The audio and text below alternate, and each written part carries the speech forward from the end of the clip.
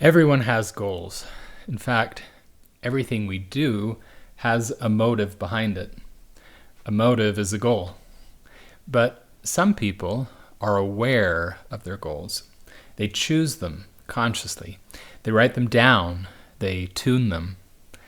The best leaders turn goals into fuel for their teams.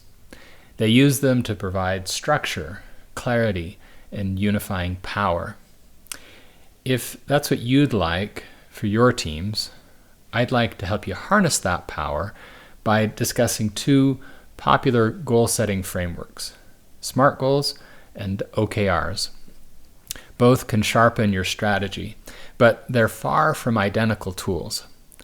SMART goals were coined by George T. Doran in 1981. It stands for specific, measurable, achievable, relevant, time-bound. So for example, increase customer retention by 10% in Q3. SMART goals are excellent when priorities are well known and clarity is king. OKRs, that stands for Objectives and Key Results. It's a framework that originated at Intel in the 1970s and was famously embraced by Google starting in 1999.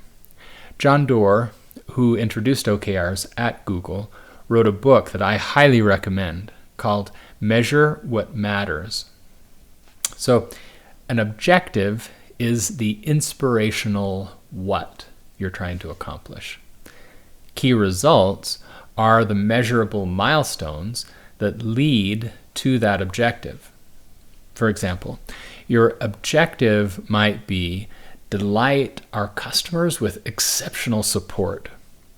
One key result leading to that objective might be achieve a net promoter score of 65 or higher by year end. Now, I love OKRs because they unite the heart and the head, blending qualitative vision with quantitative rigor. My mission today is threefold. One, to help you consider a framework that's suited to your situation. Number two, spotlight some common pitfalls. And number three, spark a few fresh ideas you can actually implement. So a story. In 2022, I joined Elite Entrepreneurs, a coaching group for business owners. They helped us nail down our big objective with a company vision and showed us how every person in the company deserved to have their own 3 key success measures, their own results that represented their contribution to the company vision. We called those our Big 3 goals. In principle, I knew that's what we needed, and I was determined to get it done. In practice, it was complicated. So we sat around our conference table with our executive team and gave ourselves a couple of hours to explain the concept and come up with the goals. The director of the customer success team didn't want to measure the number of help tickets closed because when they did a great job, there tended to be fewer tickets. Similarly, measuring how much time it took to close a ticket created an incentive to finish fast rather than make sure a problem was solved. The learning design director wondered if we were going to try to measure the quality of instructional design and writing. Our contractors were simply being paid for specific deliverables, not necessarily metrics.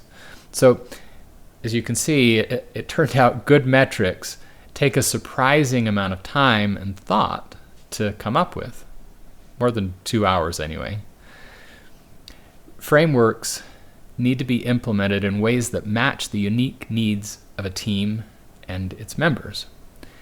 And I'm satisfied that real failure seldom stems from the frameworks themselves. It comes from how we use them. So here are some critical pitfalls to watch for. Here are some pitfalls associated with SMART goals. Over-measuring can lead to tunnel vision. When leaders obsess over metrics, teams can fixate on the numbers and ignore meaningful outcomes. So to illustrate, I started a webinar series a long time ago, and over time I was delighted to report on how the number of attendees was growing steadily. At some point, though, it dawned on me that the attendees were not our buyers. I was attracting the wrong audience. Achievable goals can be uninspiring. Safe goals rarely light a fire. So to illustrate, because at one point we were concerned about morale on our customer success team, we set a goal for the number of proactive outreach calls that we knew would comfortably fit within their schedule. Over time, we realized we were losing some customers we had simply never connected with. Now, let's talk about some potential OKR pitfalls. Too many objectives leads to a dilution of focus, like steering a ship with too many captains. For example, if you have different objectives in different departments and those departments get siloed or don't share their goals with each other, they can find themselves chasing contradictory targets and fighting for resources internally. Another potential pitfall: unrealistic stretch goals combined with a culture of low psychological safety. So if your culture punishes missing goals, overtly or implicitly, people will set low goals or hide failures or simply not be willing to take the risks needed for innovation. One more potential pitfall: OKRs that are tied to compensation lead to stifled ambition. Now, this is a subtle kind of low psychological safety. Linking OKRs to bonuses gives people good reasons to sandbag with easy targets and low creativity. These pitfalls can be made worse in two circumstances: large team size and a hierarchical culture. Large teams can lose ownership, and goals can become bureaucratic. Hierarchical cultures often discourage open dialogue and stretch goal ownership. So you'll notice that managing all these pitfalls I've talked about requires attention to paradoxes. You need to pay attention to customer outcomes and internal morale. You need to measure speed and quality. You need to reach for the nearly impossible and have a steady rhythm of execution. Teams that succeed don't choose one or the other. And in the abstract, that seems obvious, but in practice, it's very often what we do. Paradox-aware leaders know how to look for those paradoxes. They know that all the creative, innovative, and durable solutions are found in the productive tension between those opposing poles.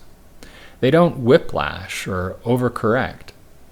Instead, they hold open a space where the best solutions can emerge. So here are several engaging, research-based techniques you might want to try with your own goal setting. Team vision boards. Here's how it works. Gather your team and find a set of images, words, and symbols that help you see and feel the good things that will come from hitting your goals. Help each team member Imagine what it will mean for them. And then print those out and post them on a board somewhere that everyone can see. Then let it inspire you. Use it as a paper-based North Star. Off-site goal-setting retreats. Some people are strong off-site advocates for quarterly or annual planning meetings because they remove people from routine. You spend a day or a half day somewhere neutral. You reflect on past periods, brainstorm fresh objectives, and co-create your next cycle's goals in a context that fuels creativity and ownership. I worked for a company once that liked to hold these meetings in Las Vegas, and that came with its own set of distractions. I've personally found that it's possible to create an off-site quality experience inexpensively and pretty close to home. You can decide what it means for your team, but it's a great experiment to try. Role-playing future scenarios. In this exercise, you identify potential threats, competitor moves, supply chain issues, market shocks, and then act them out. Some team members play market disruptor, others defender. It surfaces assumptions and strengthens adaptability, and it's fun. Backward goal planning. This is perhaps my favorite. Start at the end, imagining you've already reached the goal. Now, rewind. What has to be true 3 months in, 1 month? This reverse roadmap makes even audacious goals feel grounded and highlights what you need to do differently starting right now. Finally, here are a couple of supporting practices that I've found helpful. First, fewer, bolder goals. Jim Collins said it best. If you have more than 3 priorities, you don't have any. So limit your scope to just a few objectives and key results. Make at least one a true stretch goal. That's important because while there may be many ways to reach a modest goal, only 1 or 2 paths will get you to an impossibly high goal. This fact filters out a lot of noise and distraction, and it helps you make bold decisions about what not to spend time on. Finally, culture check. Here are some questions I encourage you to discuss with your team. What happens if we fail? What conversations are we avoiding? What critical info might we not be sharing? Are we in any way rewarding motion rather than results? Those questions get to the leadership progress cycle's step number 2, identifying barriers. And often the biggest barriers are in our own minds. So to illustrate, I have been at times that leader who thinks things need to be closely supervised to get done right. But I've found that with good preparation and delegation, my team can often thrive without close supervision. But I need to let go to find that out. When a team truly aligns around SMART goals or OKRs, execution becomes magnetic.